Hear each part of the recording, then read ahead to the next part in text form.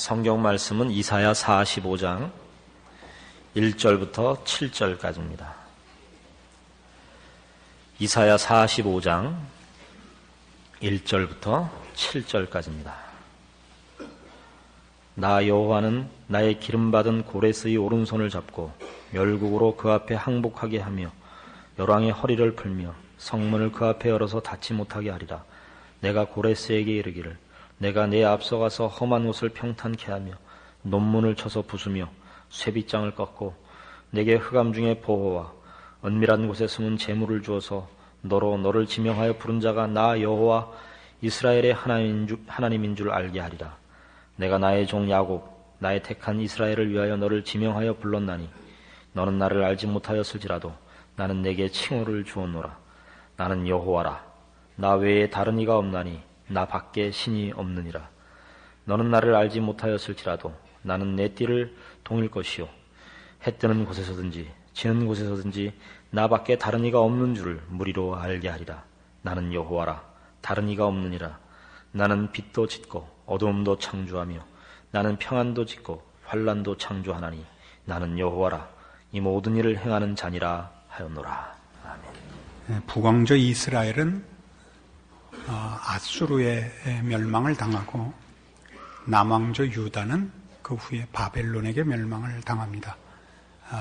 기원전 722년에 북왕조 이스라엘이 멸망을 받고 586년에 남왕조 유다가 바벨론의 포로가 되어 70년간 포로 생활을 하고 그 후에 이제 귀환을 하게 됩니다. 바벨론은 다른 나라를 정복을 하면 그 나라를 없애버리는 작전을 써서 민족 말살 정책을 폈죠. 그래서 그 나라의 지도자들을 전부 바벨론에 잡아가고 바벨론화 시키는 교육을 시키곤 했습니다. 그래서 여러분 잘 아시는 그 다니엘과 세 친구도 바벨론에 붙잡혀 가가지고 일찍부터 바벨론의 그 교육을 받고 바벨론화되는 그 길을 걷게 되었던 것입니다. 그러나 이제 이 바벨론을 멸망시키고 새로 나라를 세운 페르시아 그 고레스 왕은 그런 정책을 안 쓰고 그것이 오히려 더 많은 반감을 산다는 걸 알아서인지 이제 그 각 나라를 인정하고 그 페르시아가 각 나라의 주인 노릇은 하지만 그 나라의 어떤 자치권을 인정하는 식으로 이 정책을 바꿉니다. 그래서 이스라엘도 본국으로 귀환하게 됩니다. 이것은 하나님께서 내내 이스라엘 백성들에게 사로잡혀갈 것을 예언한 것만큼이나 또 나중에 하나님의 은혜로 저들이 풀려날 것을 예언했던 사실이고 역사적으로 실현되었습니다. 그러나 이 사건에서 우리가 한 가지 의아롭게 생각하는 것은 이런 중요한 일, 이스라엘의 회복이라는 이 중요한 일을 말하자면 이스라엘 중에서 어떤 유명한 왕, 뭐 다윗이나 솔로몬이나 뭐 히스기야나 이런 위대한 왕이 나타나서 한 것도 아니고 옛날 사사나 선지자들 같이 특별한 하나님 앞에 부름을 받은 종들이 나타나서 한 것이 아니라 하나님을 모르며 하나님의 뜻을 전혀 이해하고 있지 않은 이방 왕 고레스를 통하여 하나님께서 이 일을 하시는가.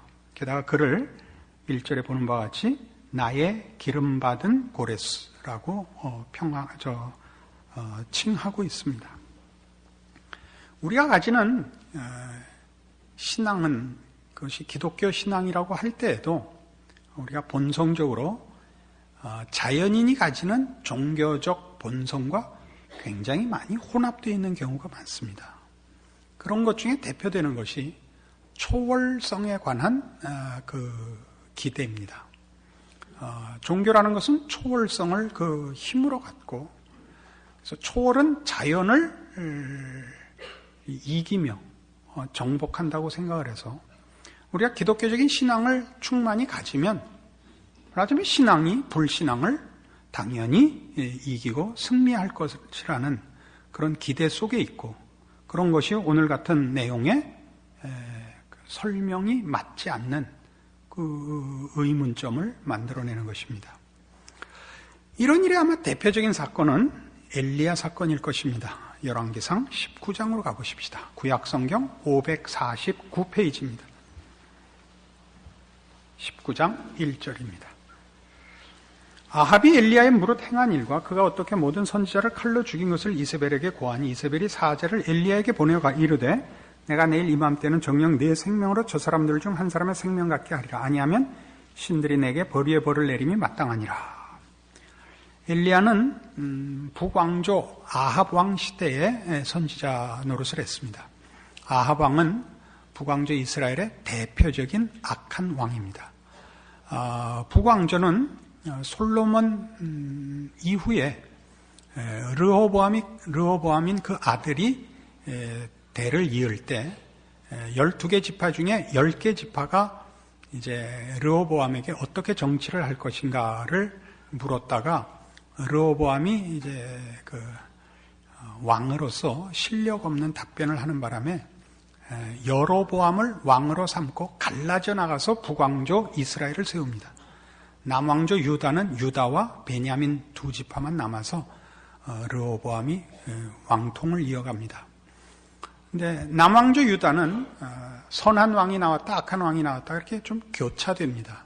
선한 왕이란 건 하나님을 의지하고 신앙을 지키는 왕과 그러지 않고 우상을 섬기고 신앙을 버리는 왕 이렇게 교차됩니다만은 북왕조 이스라엘은 한 번도 선한 왕이 등장하지 않습니다.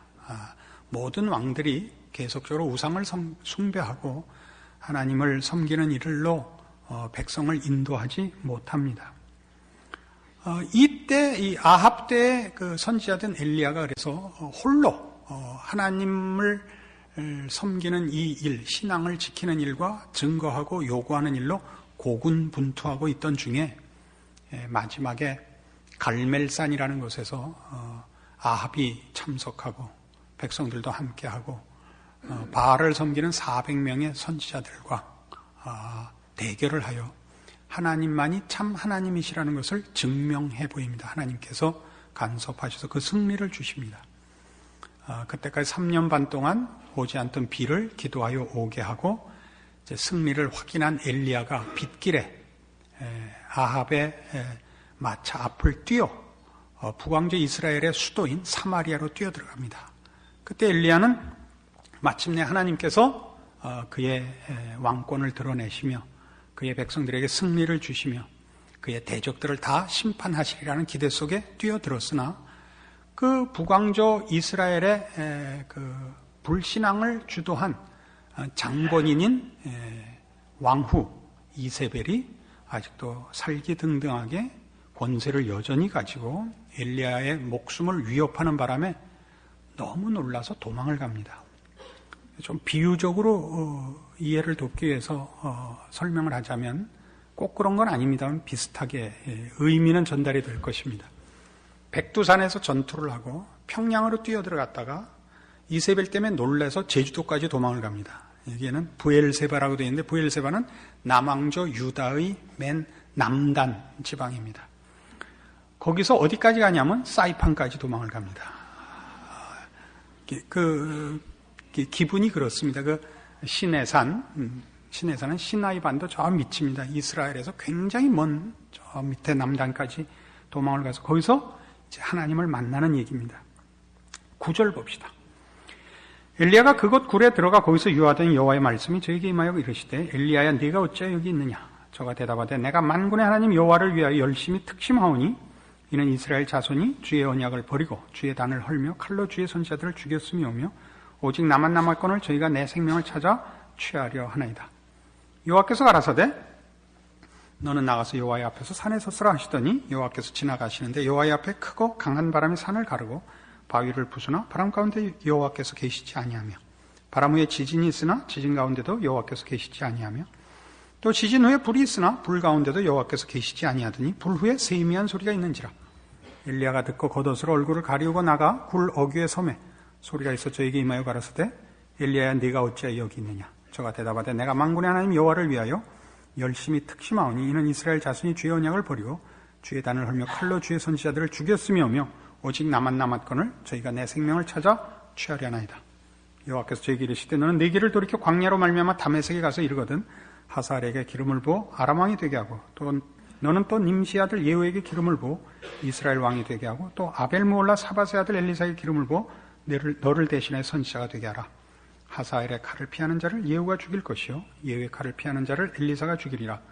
그러나 내가 이스라엘 가운데 7,000인을 남기리니 다 무릎을 바알에게 꿇지 아니하고 다 그 입을 바알에게 맞추지 아니한 자니라. 하나님께서 엘리야에게 2번이나 동일한 질문을 합니다. 엘리야야, 네가 왜 여기 있느냐? 제가 만군의 하나님 여호와를 위해 열심히 특심해서 주를 위하는데 다 바알을 섬기고 하나님 믿는 사람을 다 죽이려고 해서 제가 여기까지 도망올 수밖에 없었습니다. 그는 굴 앞에 나가 서라. 그리고 강한 바람, 지진, 불로 보내시는데 거기 하나님이 계시지 않고 세미한 음성 속에 하나님이 계십니다. 이 사건 속에서 성경이 우리에게 가르치고 싶어하는 것은 하나님께서 엘리야에게 질문하시고 주신 답은 엘리야가 계속적으로 반문하며 저항하는 것에 대한 충분한 하나님의 설명입니다. 저만 하나님 편을 들고 세상은 전부 하나님을 반대하고 있고 하나님 믿는 사람을 죽이려 하기 때문에 제가 도망올 수밖에 없었습니다. 그 얘기 속에는 말하자면 제가 하나님을 위하여 특심을 갖고 있사온데 하나님은 어찌하여 받아주시지 않습니까? 하나님은 이 일에 왜 결과를 주시지 않습니까? 제가 도망할 수밖에 방법이 없지 않았습니까? 이 얘기고 하나님의 답은 이겁니다. 너는 그럼 내가 산을 가르는 바람이었으면 좋겠느냐? 너는 내가 지진이었으면 좋겠느냐? 너는 내가 불이었으면 좋겠느냐? 아니다. 나는 세미한 음성 속에서 일하고 있단다. 이렇게 답을 주십니다. 여기서 말하는 세미한 음성은 얼핏 생각하기에 조용할 때 일어나서 기도하면 들을 수 있는 음성, 밀폐된 방에 들어가면 들을 수 있는 음성, 소나무 뿌리를 귀에 꽂으면 듣는 음성, 그런 건 물론 아닙니다. 여기 뒤에 나오는 바와 같이 너는 예후로 아람 왕을 삼고 하사엘로 아람 왕을 삼고 예후로 이스라엘 왕을 삼으라. 이런 얘기입니다. 물론 엘리야의 뒤를 이을 엘리사도 세웁니다마는 아람 왕과 이스라엘 왕을 세우라는 건 뜻밖의 요구입니다. 왜요? 아람이라는 그 민족은 이스라엘 북단에 사는 데입니다. 거기는 대대로 이스라엘에게 최고의 그 위협이 되는 국가가 세워진 것입니다. 거기에 아수르가 서고 거기에 바벨론이 서고 거기에 페르시아가 설 것입니다. 하나님께서 그들을 세우라고 합니다. 엘리야식의 기대로 따지자면 이스라엘 왕국은 흥왕하고 복받고 다른 이방 민족은 다 죽든가 없어지든가 아니면 빌부터 살아야 되는데 그 나라를 세우라 그러고 지금 북왕조 이스라엘은 아까도 설명드린 바와 같이 한 번도 선한 왕이 등장하지 않고 남왕조 유다에게 있어서는 최고의 위협 국가가 되어 있습니다. 신앙적으로나 정치적으로나 군사적으로나 그렇습니다. 그러나 그 나라의 왕을 예후로 왕을 세우라고 합니다. 이게 세미한 음성이랍니다. 우리는 지금 역사상 자주 겪었던 위기를 또 지금 겪고 있습니다. 예전에 여러 번의 우리나라가 위기를 겪었지요. 일제시대도 위기였고, 또 공산당의 침략도 위기였고, 그 후에 먹고 살기 바쁜 것도 위기였고, 지금 이렇게 누구나 자기 소리로 말을 하는 것도 위기입니다. 우리는 이런 기독교계 내에서는 이거 우리 잘못이다. 우리가 국가를 위하여 기도하고 나라를 위하여 금식하자. 이건 성도들이 우리가 접하는 현실에 대해서 언제나 신앙적인 반응을 하는 문제로서는 늘 정답입니다.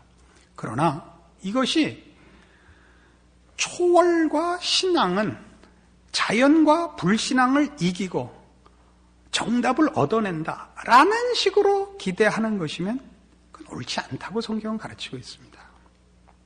하나님은 그렇게 답하시질 않기 때문에 사실 오늘 여기 앉은 여러분들도 신앙상의 체념이 바로 이런 문제에 대한 오해로부터 비롯됐을 것입니다.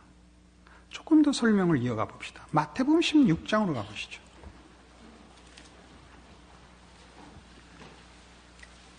마태복음 16장 16절입니다. 시몬 베드로가 대답하여 가로되 주는 그리스도시요 살아계신 하나님의 아들이시니이다. 예수께서 대답하여 가라사대 바요나 시몬아 내가 복이 있도다. 이를 네게 알게 하니는 혈육이 아니요 하늘에 계신 내 아버지시니라. 또 내가 네게 이르노니 너는 베드로라. 내가 이 반석 위에 내 교회를 세우리니 음부의 권세가 이기지 못하리라. 내가 천국 열쇠를 네게 주리니 네가 땅에서 무엇이든지 매면 하늘에서도 매일 것이요 네가 땅에서 무엇이든지 풀면 하늘에서도 풀리리라. 자, 베드로가 뭐라고 예수 그리스도를 이해했죠? 주는 그리스도시요 살아계신 하나님의 아들입니다. 살아계신 하나님의 아들입니다. 그래서 예수님이 말하자면 살아계신 하나님의 아들로서 무슨 길을 준비하고 있냐면 21절 이때로부터 예수 그리스도께서 자기가 예루살렘에 올라가 장로들과 대제사장들과 서기관들에게 많은 고난을 받고 죽임을 당하고 제3일에 살아나야 할 것을 제자들이 비로소 가르칩니다. 하나님의 아들 아닙니까? 하나님의 아들로서의 당연한 대접을 예수님께서 기대하고 있지 않고 목적하고 있지 않습니다. 하나님의 아들로서 그가 계획하고 있고 목적하고 있고 필수적으로 져야 할 짐이 뭐냐면 십자가의 길이었습니다. 마찬가지로 이 신앙 고백을 하여 이 반석 위에 내 교회를 세우고 천국 열쇠를 네게 주겠다고 한 베드로에게 무슨 요구를 하죠? 22절 베드로가 예수를 붙들고 가나요 가로되 주여 그리 마옵소서 일이 결코 주에게 미치지 아니하리다. 예수께서 돌이키시며 베드로에게 이르시되 사단아 내 뒤로 물러가라. 너는 나를 넘어지게 하는 자로다. 내가 하나님의 일을 생각지 아니하고 도리어 사람의 일을 생각하는도다 하시고 이에 예수께서 제자들에게 이르시되 아무든지 나를 따라오려거든 자기를 부인하고 자기 십자가를 지고 나를 쫓을 것이니라. 이 고백 주는 그리스도시요 살아계신 하나님의 아들이십니다. 그래서 받은 천국 열쇠를 쥐고 대접받고 걷지 않고 자기를 부인하고 십자가를 지는 길로 오도록 요구하고 있습니다. 그러나 우리 모두는 아까 엘리야에게서 본 것 같이 주를 향한 열심이 특심하며 신앙 고백이 있고 헌신이 있고 열정이 있으면 금방 무슨 요구를 하냐면 하나님 아버지 이 헌신을 받아주옵소서, 이 고백을 받아주옵소서, 이 진심을 받아주옵소서, 그래서 형통하고 승리된 결과를 주옵소서라고 자기도 모르게 묶어 들어간단 말이에요. 그렇게 결과가 나타나지 않은 거는 내 헌신이 뭔가 부족한 탓이다. 지난번에 금식할 때는 내가 물을 먹었는데 이번엔 물도 먹지 말자. 그래도 안 되면 이번엔 물을 안 먹는 정도가 아니라 더 적극적으로 흙을 먹자. 알아들어요? 우린 그러니까 신앙이라는 걸 전혀 이해 못하고 있는 거죠. 하나님이 어떻게 일하시는지. 누가복음 22장. 이제 성질 나기 전에 빨리 다음 장으로 넘어갑시다.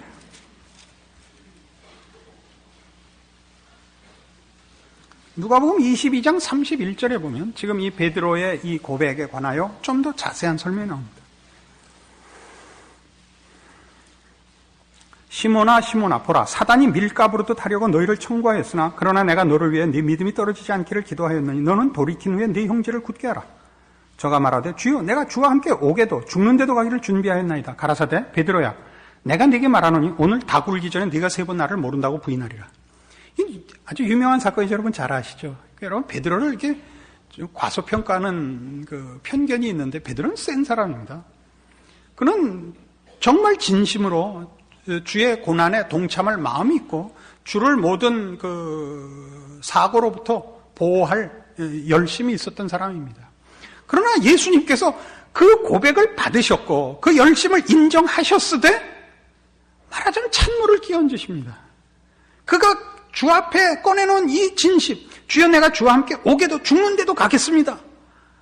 원래 우리가 기대한 건 우리도 그거 아니에요. 이렇게 하면 주께서 착하고 충성된 종아, 내가 10고을 다스리는 권세를 내게 주겠노라. 그러나 주님 10고을은 제가 고르게 해주시옵소서. 이걸 기대하고 있는데 뭐라고요? 내가 다 굴기 전에 3번 나를 부인한 초를 치시고 계신다고요. 빌립보서 2장에 가봅시다. 도대체 성경이 우리에게 요구하는 것은 뭘까요?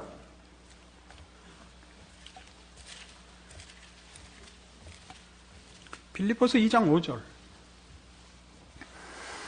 너희 안에 이 마음을 품으라 곧 그리스도 예수의 마음이니 그는 근본 하나님의 본체시나 하나님과 동등됨을 취할 것으로 여기지 아니하시고 오히려 자기를 비워 종의 형체를 가지고 사람들과 같이 되었고 사람의 모양으로 나타나셨음에 자기를 낮추시고 죽기까지 복종하셨으니 곧 십자가에 죽으심이라. 너희 안에 이 마음을 품으라. 예수의 마음을 품으랍니다. 그 본이 되는 가장 그 본질적인 내용이 뭐죠? 그는 자기를 비우십니다. 우리의 지금 문제는 뭐냐? 내 헌신과 내 믿음이 우리에게 내용이 되는 겁니다. 그러니까 금방 보상을 요구하게 됩니다. 내가 주를 위하여 헌신하겠습니다. 내가 주를 위하여 희생하겠습니다. 그러니까 그 일에 대하여 보상해 주십시오죠. 이건 신앙이 아니라는 겁니다. 여러분이 고백하고 헌신을 약속했으면 순종을 하셔야 된다는 거죠. 하라는 걸 하란 말이죠. 하라는 거를. 성경에 하라는 얘기는 성경책에 꽉 차 있습니다. 어떻게 해야 되는 얘기를. 오늘 우리가 주로 부딪혀야 하는 건 이겁니다. 우리가 가지는 믿음에 대한 오해 때문에. 그러니까 기독교 신앙이라는 것은 누가 더 주 앞에 진심과 열심을 바치느냐의 싸움이고, 그럼 하나님께서 우리가 바치는 진심과 헌심에 대하여 보상해 준다고 쉽게 생각했기 때문에 여러분들은 지금과 같은 신앙생활 안 하고 체념하고 핑계대고 있는 현실을 맞이하고 있는 것입니다. 갑자기 왜 이렇게 비약해버렸냐고요? 이게 다 거기에 엮이기 때문입니다. 마태복음 6장 어떻게 엮이나 봅시다.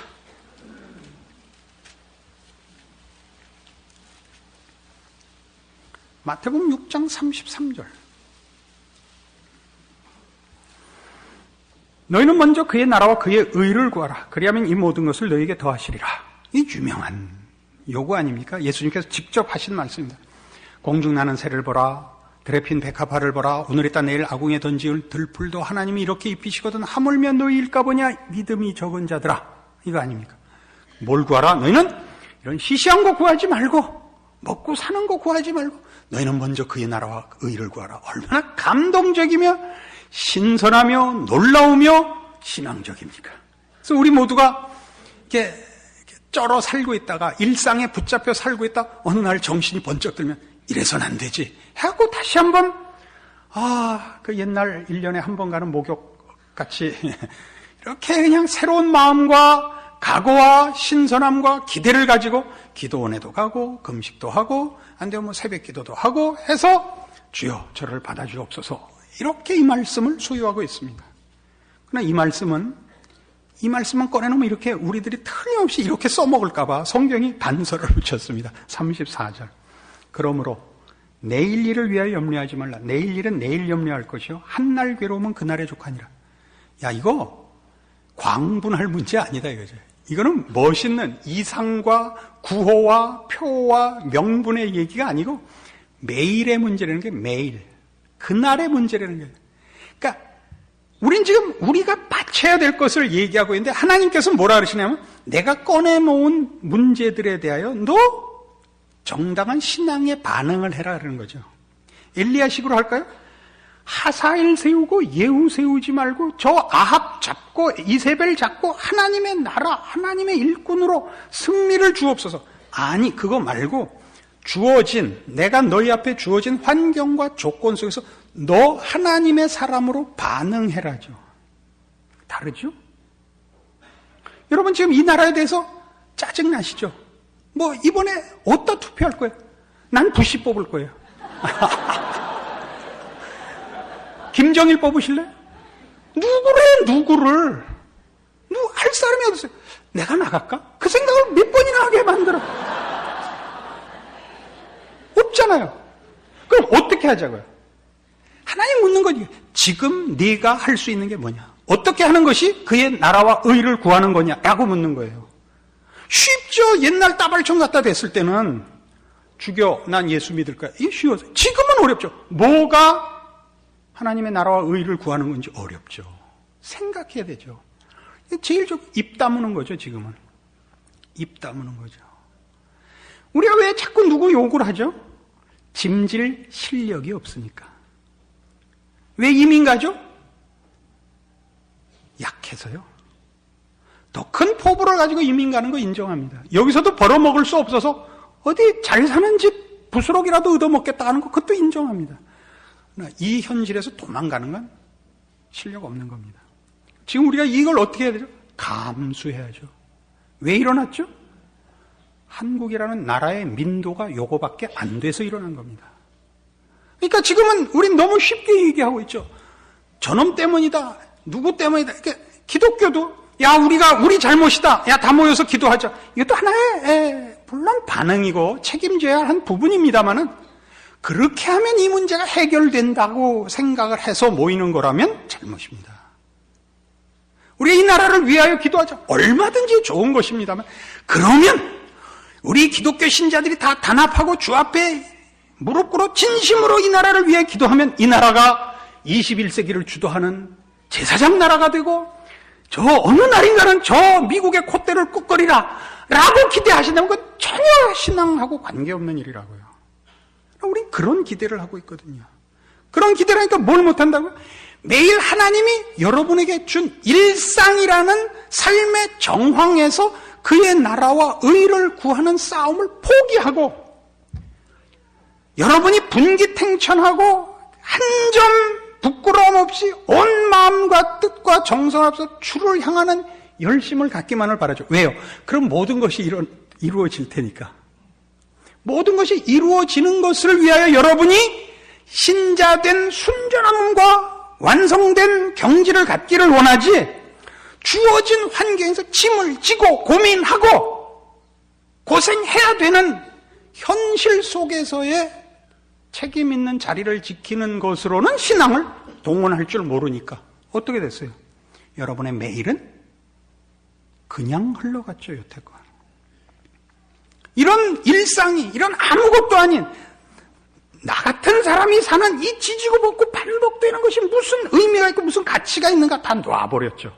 뭐에만 관심이 있고 국가적이고 국제적이고 사회적이고 크게 보란듯이 단번에 해답을 제시하는 그런 답을 얻어내기 위한 어떤 조건, 실력, 신앙 이렇게 요구되고 있으니까 우리의 삶은 그 하루하루가 자신에게 맡겨진 하나님의 훈련이요, 요구요, 우리의 신앙을 훈련시키며 확인하는 자리인 줄 다 놓쳐버렸죠. 그래서 우리는 하루도 그날을 그의 나라와 의를 구할 틈이 없이 여기까지 왔죠.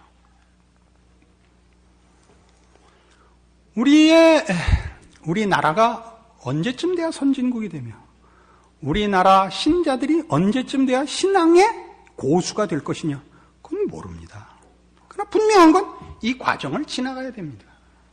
지금 한국에서 일어나고 있는 지금 현실 속에 우리 사회가 겪고 있는 일들은 누구의 잘못도 아니고 해답이 있는 거 아닙니다.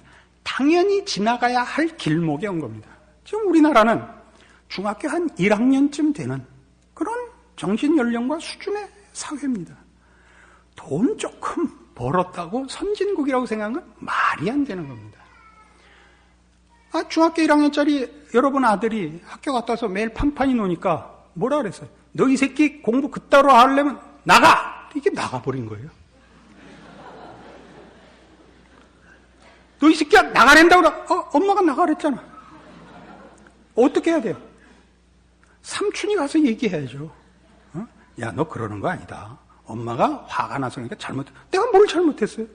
내가 무슨 죄를 졌어요? 내가 무슨 못할 짓을 했어요? 컴퓨터 한 죄밖에 없는데. 자식의 잘못도 부모의 잘못도 아니죠. 우리는 가정교육을 옛날에 그렇게 받았어요. 때리면 맞았지. 왜 그런지 몰랐죠. 선생님이 때리면 핑계가 다 공부 못한다고 때렸지만 개인적으로 뿔따구가 난 건지 나랑 동명의 그 이름을 쓰는 누구한테 원한이 있었던 건지 왜 모르죠. 그 사회는 그렇게 컸습니다. 지금 사회는 지금부터 이렇게 지나가고 겪어야 됩니다. 왜 과정 없이 단계 없이 결과를 얻으려고 하십니까? 사회에 대해서 얘기하는 거 아닙니다. 우리나라 정치에 대해서 얘기하는 거 아닙니다. 우리 모두 우리의 신앙에 대해서 그런 기대를 갖고 있기 때문에 여러분 모두가 시작을 안 하고 지금 겪는 과정을 그 기회를 놓치고 있어서 이 얘기를 하는 겁니다.